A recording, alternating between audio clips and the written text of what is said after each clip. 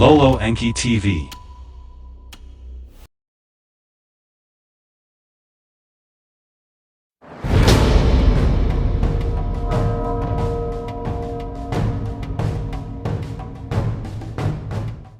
Synopsis of the 10th tablet. The mystery emissary appears to Enki in a dream vision. Enki is told to save mankind through his son Sasudra. By subterfuge, Enki directs Sasudra to build a submarine. A navigator comes aboard, bringing Earth's seeds of life. Nibiru's approach causes the Whiteland's ice sheet to slip. The resulting tidal wave engulfs the Earth with water. The remaining Anunnaki bewail the calamity from Earth orbit. The waters recede. Sasudra's boat rests on Mount Salvation. Descending in a whirlwind, Enlil discovers Enki's duplicity. Enki convinces Enlil it was destined by the creator of all. They use the surviving landing platform as a temporary base. In a creation chamber there, crops and cattle are fashioned. Abundant gold is discovered in the lands beyond the seas. New space facilities are established in the olden lands. They include 2 artificial mounds and a lion-shaped carving. Nimma offers a peace plan to resolve erupting rivalries. In Sippar, all the Anunnaki gathered. The day of the deluge they awaited. It was at that time, as the tension of awaiting was mounting, that the Lord Enki, asleep in his quarters, had a dream vision. In the dream vision there appeared the image of a man, bright and shining like the heavens. And as the man Enki approached, Enki saw that the white-haired Galzu he was. In his right hand an engraver's stylus he was holding, and in his left hand a tablet of lapis lazuli, shining smooth, he held. And as he approached near enough by Enki's bed to stand, Galzu spoke up and said, "Unwarranted your accusations against Enlil were, for only the truth he spoke, and the decision that as Enlil's decision will be known, not he but destiny decreed. Now into your hands fate take, for the earthlings the earth will inherit.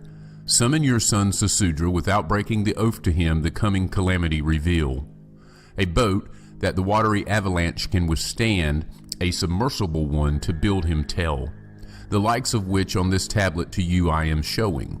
Let him in it save himself and his kinfolk, and the seed of all that is useful, be it plant or animal, also take." That is the will of the creator of all. And Galzu in the dream vision with the stylus on the tablet an image drew, and placed the engraved tablet by the side of Enki's bed. And after that the image faded, the dream vision ended, and Enki with a shudder awoke. In his bed Enki for a while lying remained, with wonder the dream vision he pondered. What was thereof the meaning, what omen did it hold? Then, as off his bed he stepped, to and behold there was the tablet. What in a mere dream vision he had seen now by his bedside materially was. With trembling hands the Lord Enki the tablet picked up. A design of a curious shaped boat upon the tablet he saw. By the tablet's edge measuring markings there were, the boat's measures indicating. Astir with awe and hope the Lord Enki by sunrise for his emissaries quickly sent. "Find the one called Galzu, to him I must speak," so to them he said. By sundown all came back, to Enki thus reporting, none Galzu to find was able. Galzu, they said, to Nibiru did long ago return. Greatly baffled Enki was, the mystery and its omen to understand he strove. Unravel the mystery he could not, yet the message to him was clear. That night to the reed, but where Sasudra was sleeping, Enki stealthily went. The oath not breaking, the Lord Enki not to Sasudra but to the hut's wall spoke. Wake up, to the reed wall Enki was saying. From behind the reed screen he was speaking. When Sasudra by the words was awakened, to him Enki from behind the reed screen said, Reed hut, to my words pay attention, to my instructions heed pay. On all the habitations over the cities a calamitous storm will sweep. The destruction of mankind and its offspring it will be. This is the final ruling, the word of the assembly by Enlil convened. This is the decision by Anu and Enlil and Nimma spoken. Now heed my words, observe the message that to you I am speaking. Abandon your house, build a boat, Spurned possessions save the life. The boat that you must build, its design and measurements on a tablet are shown. By the reed hut's wall the tablet I shall leave. Make sure that the boat shall be roofed throughout. The sun from the inside must not be seen. The tackle must be very strong, the pitch strong and tight to ward off the water. Let the boat be one that can turn and tumble the watery avalanche to survive. In 7 days build the boat, into it your family and kinfolk gather. In the boat food and water for drinking heap up, household animals also bring. Then on the appointed day a signal to you shall be given. A boat guide who knows the waters by me appointed to you that day will come. On that day the boat you must enter, its hatch tightly close you must. An overwhelming deluge coming from the south, lands and life shall devastate. Your boat from its moorings it shall lift, the boat it shall turn and tumble. Fear not, to a safe heaven the boat guide will navigate you. By you shall the seed of civilized mankind survive. When Enki's voice fell silent, agog was Sasudra. On his knees prostrate he fell. My Lord, he shouted, your voice I heard, let me see your face. Not to you, Sasudra, have I spoken, to the reed wall did I speak, so Enki said. By Enlil's decision, by an oath upheld, and I bound to that all the Anunnaki swore, if my face you shall see, surely like all earthlings you will die. Now, reed hut, to my words pay heed. The purpose of the boat, a secret of the Anunnaki, with you must remain. When the townspeople will inquire, to them you will say, the Lord Enlil with my Lord Enki has angry been. To Enki's abode in the Abzu I am selling, perchance Enlil will be appeased. For a while a silence followed. Sasudra from behind the reed wall came. A tablet of lapis lazuli in the moonlight shining he saw and picked up. The image of a boat upon it was drawn, notches its measurements gave. Wisest of civilized man was Sasudra. What he had heard he understood. In the morning to the townspeople he so announced. The Lord Enlil with the Lord Enki my master angry has been. On that account to me the Lord Enlil is hostile. In this city I no longer reside can, nor in the Eden my foot any more set. To the Abzu, the Lord Enki's domain, I will there a sailing go. In a boat that must quickly be built I will away from here depart. Thereby the Lord Enlil's anger will subside, hardships will end. Upon you the Lord Enlil abundance henceforth will shower. The morning was not yet gone when the people about Sasudra gathered. To speedily for him the boat build they each other encouraged. Timbers of boat wood the elders were hauling, the little ones bitumen from the marshes carried. As woodworkers for planks together hammered, Sasudra in a cauldron the bitumen melted. With bitumen the boat he waterproofed inside and out. As in the drawing upon the tablet, the boat on the 5th day was completed. Eager to see Sasudra depart, the townspeople to the boat food and water brought. From their own mouths sustenance they took, to appease Enlil they were in a hurry. 4-legged animals into the boat were also driven, birds from the field by themselves flew in. Into the boat Sasudra his spouse and sons made embark, their wives and children also came. And who to the abode of the Lord Enki wished to go, let them too aboard come. So did Sasudra to the gathered people announce. Envisioning Enlil's abundance, only some of the craftsmen the call heeded. On the 6th day, Ninagal, lord of the great waters, to the boat came. A son of Enki he was, to the boat's navigator he was selected. A box of cedar wood in his hands he held, by his side in the boat he kept it. The life essences and life eggs of living creatures it contains, by the Lord Enki and Ninmah collected. From the wrath of Enlil to be hidden, to life resurrect if earth be willing. So did Ninagal to Sasudra explain. Thus were all beasts by their twos in the boat hidden. Now Ninagal and Sasudra in the boat the arrival of the 7th day awaited. In the 120th Shar was the deluge awaited. In the 10th Shar in the life age of Sasudra was the deluge forthcoming. In the station of the constellation of the Line was the avalanche looming. Now this is the account of the deluge that over the earth swept, and how the Anunnaki escaped, and how Sasudra in the boat survived. For days before the day of the deluge, the earth was rumbling, groan as with pain it did. For nights before the calamity struck, in the heavens Nibiru as a glowing star was seen. Then there was darkness in daytime, and at night the moon as though by a monster was swallowed. The earth began to shake by a net force before unknown it was agitated. In the glow of dawn a black cloud arose from the horizon. The morning's light to darkness changed as though by death's shadow veiled. Then the sound of a rolling thunder boomed, lightning the skies lit up. Depart, depart, Utu to the Anunnaki gave the signal. Crouched in the boats of heaven, the Anunnaki heavenward were lofted. In Shurabak, 18 leagues away, the bright eruptions by Ningal were seen. Button up the hatch, Ningal to Sasudra shouted. Together the trapdoor that the hatch concealed they pulled down. Watertight, enclosed completely was the boat. Inside not a ray of light penetrated. On that day, on that unforgettable day, the deluge with a roar began. In the Whiteland, at the earth's bottom, the earth's foundations were shaking. Then with a roar to 1,000 thunders equal, off its foundations the ice sheet slipped. By Nibiru's unseen net force it was pulled away into the South Sea, crashing. One sheet of ice into another ice sheet was smashing. The Whiteland's surface like a broken eggshell was crumbling. All at once a tidal wave arose. The very skies was the wall of waters reaching. A storm, its ferocity never before seen, at the earth's bottom began to howl. Its winds the wall of water were driving. The tidal wave northward was spreading. Northward was the wall of waters onrushing. The Abzu lands it was reaching. Therefrom toward the settled lands it traveled, the Eden it overwhelmed. When the tidal wave, the wall of waters, Shurabak reached, the boat of Sasudra the tidal wave from its moorings lifted. Tossed it about like a watery abyss the boat it swallowed. Though completely submerged, the boat held firm, not a drop of water into it did enter.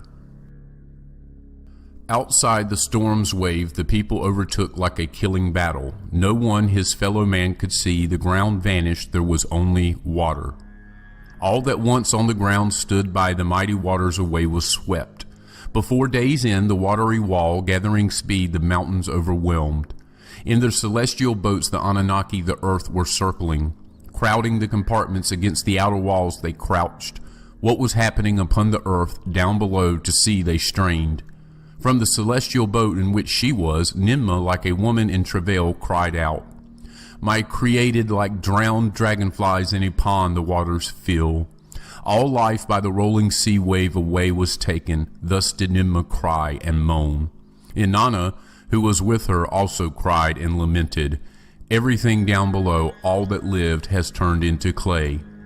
Thus did Ninma and Inanna weep. They wept and eased their feelings. In the other celestial boats, the Anunnaki by the sight of unbridled fury were humbled. A power greater than theirs they with all those days witnessed. For the fruits of earth they hungered, for fermented elixir they thirsted. The olden days, alas, to clay have turned. To each other the Anunnaki said. After the immense tidal wave that over the earth swept, the sluices of heaven opened, and a downpour from the skies upon the earth was unleashed. For 7 days the waters from above with the waters of the great below were mingled. Then the wall of water, its limits reaching, its onslaught ceased, but the rains from the skies for 40 more days and nights continued. From their perches the Anunnaki looked down. Where there were dry lands now was a sea of water, and where mountains once to the heavens their peaks raised, their tops now like islands were in the waters. And all that on the dry lands was living in the avalanche of waters perished. Then, as in the beginning, the waters to their basins were gathered. Waving back and forth, day by day the water level came lower. Then, 40 days after the deluge over the earth swept, the rains also stopped. After the 40 days, Sasudra, the boat's hatch, opened, his whereabouts to survey. A bright day it was, a gentle breeze was blowing. All alone, with no other sign of life, the boat upon a vast sea was lolling. Mankind, all living things off the earth's face are wiped out. No one except us few survived, but there is no dry land to set a foot upon. So did Sasudra to his kinfolk say as he sat down and lamented. At that time, Ningal by Enki appointed the boat toward the twin peaks of Arata directed. A sail for her he shaped, toward the mount of salvation he the boat guided. Impatient Sasudra was, birds that were on board he released. To check for dry land, for surviving vegetation to verify he sent them. He sent forth a swallow, he sent forth a raven, both to the boat returned. He sent forth a dove with a twig from a tree, to the boat it returned. Now Sasudra knew that the dry land from under the waters had emerged. A few more days and the boat by rocks was arrested. The deluge is over. At the mount of salvation we are, so did Ningal to Sasudra say.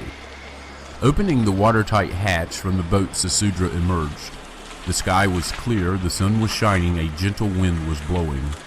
Hurriedly upon his spouse and children he to come out called. The Lord Enki let us praise, to him thanks give, to them Sasudra said. With his son's stones he gathered, with them an altar he built. Then a fire on the altar he lit, with aromatic incense he made a fire. A ewe lamb, one without blemish, for a sacrifice he selected, and upon the altar to Enki the ewe lamb as a sacrifice he offered. At that time Enlil from his celestial boat to Enki words conveyed, Let us in the whirlwinds from the celestial boats upon the peak of Arata descend, the situation to review, what to be done to determine. While the others in their celestial boats the earth to circuit continued, Enlil and Enki in whirlwinds upon the peak of Arata descended. Smiling the two brothers met, with joy their arms they locked. Then Enlil by the whiffs of fire and roasting meat was puzzled. What is that? To his brother he shouted. Has anyone the deluge survived? Let us go and see, meekly to him Enki responded. In their whirlwinds to the other peak of Arata they flew over. The boat of Sasudra they saw, by the altar that he had built they landed. Every earthling had to perish, he with fury shouted, at Enki with anger he lunged.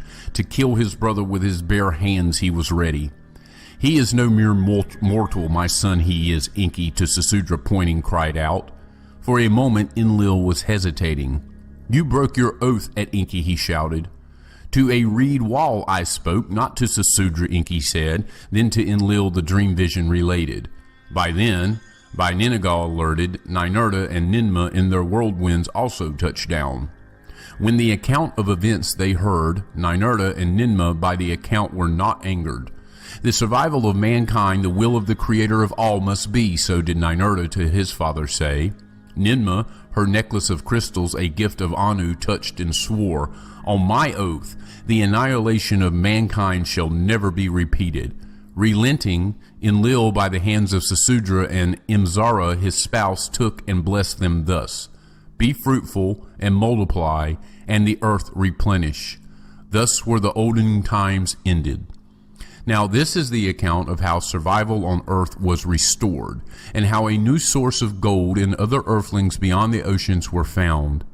It was after the encounter at Arata that the waters of the deluge to recede continued, and the face of the earth gradually from under the waters was showing. The mountain lines were mostly unscathed, but the valleys under mud and silt were buried. From the celestial boats and from the whirlwinds the Anunnaki the landscapes surveyed. All that in the olden times in the Eden and the Abzu had existed under the mud was buried. Eridu, Nibriki, Shirobak, Sipar, all were gone, completely vanished. But in the Cedar Mountains the great stone platform in the sunlight glistened. The landing place in the olden times established was still standing. One after another the whirlwinds upon the platform landed. The platform was intact. At the launch corner the huge stone blocks held firm. Clearing debris and tree branches away, the first to land to the chariots signaled. One after the other the celestial chariots came. Upon the platform they touched down. Then to Marduk on Lamu and Nanar on the moon words were sent. And they too to earth returned. Upon the landing place they came down. Now the Anunnaki and Igigi who were thus gathered by Enlil to assembly were called. The deluge we have survived, but the earth is devastated, so did Enlil to them say. All ways to recover we must assess, be it on earth, be it elsewhere. Lamu, by the passage of Nibiru was devastated, so did Marduk relate. Its atmosphere was sucked out, its waters thereafter evaporated, a place of dust storms it is. The moon by itself life cannot sustain, only with eagle mask is staying enabled. So did Nanar to the other's account give, and then words of Enamor he added. Once there, that it was Tiamat's host leader one must recall. Of Earth a companion it is, with it Earth's destiny is connected. Lovingly Enlil on his son's shoulders his arm put. With survival now we are concerned. So did Enlil to Nanar mildly retort, now sustenance is our first concern. Let us the sealed creation chamber examine, perchance Nibiru's seeds we shall still find. So did Enlil to Enki say, of the grains once created him reminding. At the side of the platform, clearing some mud, the shaft from times remote they found. The stone that blocked it they lifted up, or off, the sanctuary they entered. The diorite chest with seals were fastened, the seals with a copper key they made open. Inside the chest, in crystal vessels, the seeds of Nibiru's grain were there. Once outside, to Ninurta Enlil the seeds gave, to him he was thus saying, Go, the mountainside terrace, let the grains of Nibiru once again bread provide. In the Cedar Mountains, on other mountains too, Ninurta waterfalls dammed. Terraces constructed, the eldest son of Sesudra to raise crops he taught.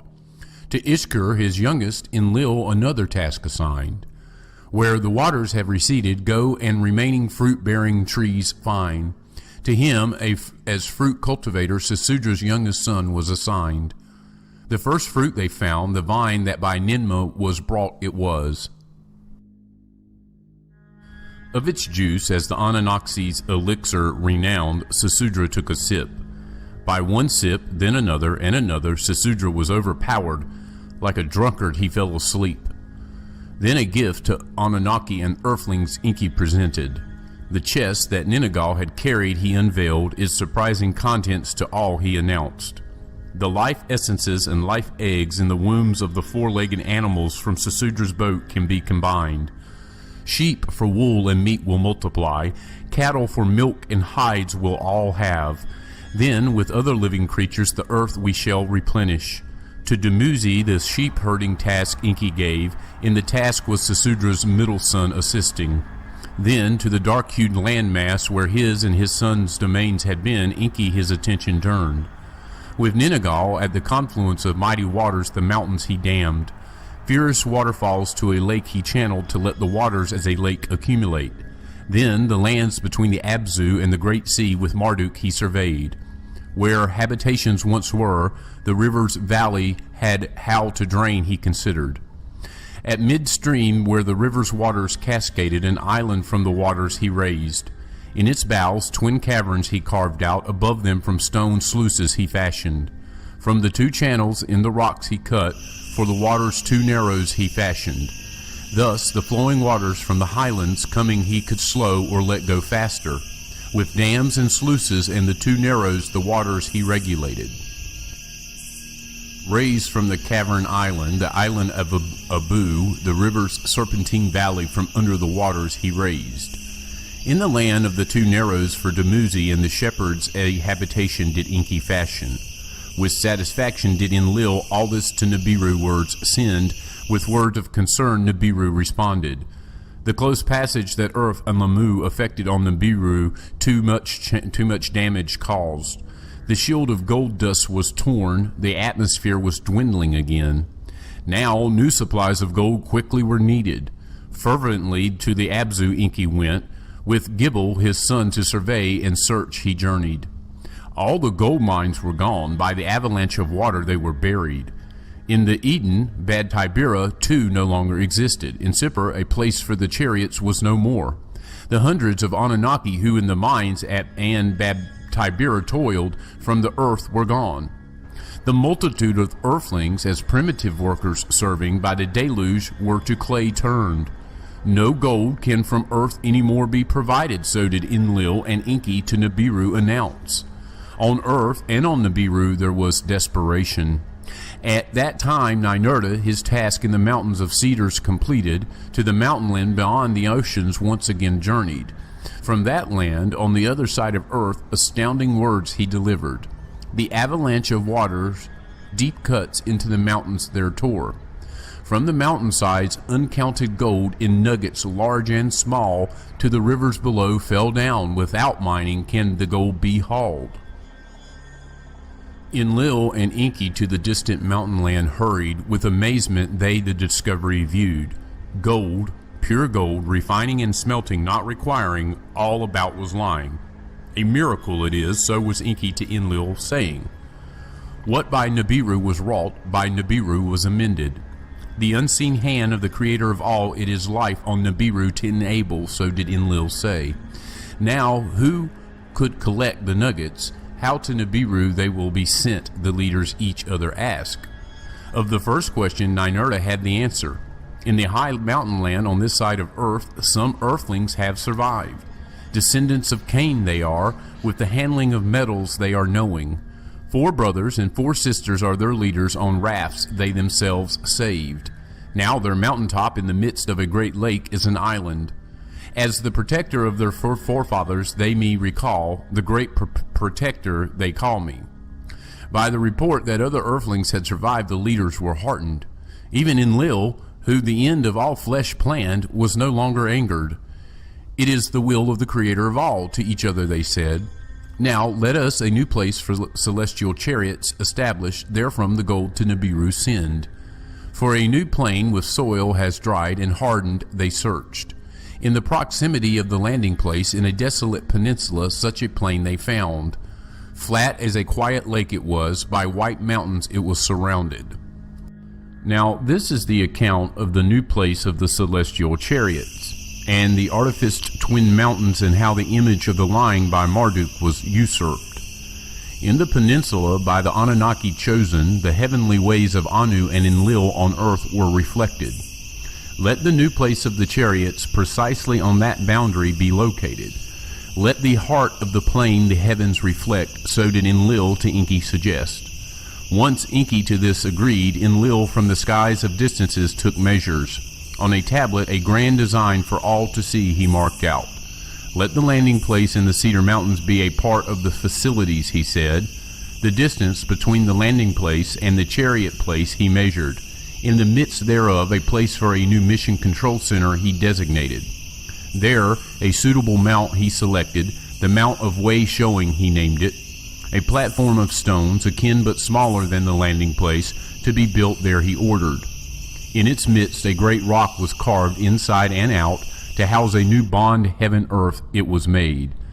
A new navel of the earth, the role of Nibiru before the deluge to replace.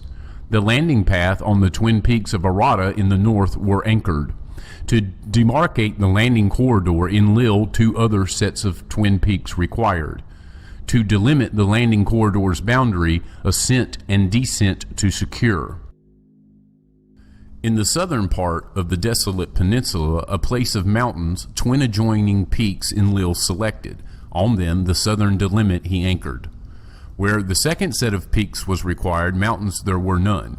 Only a flat land above the water-clogged valley from the ground protruded. Artificial peaks thereon we can raise, so did Ningazita to the leaders say.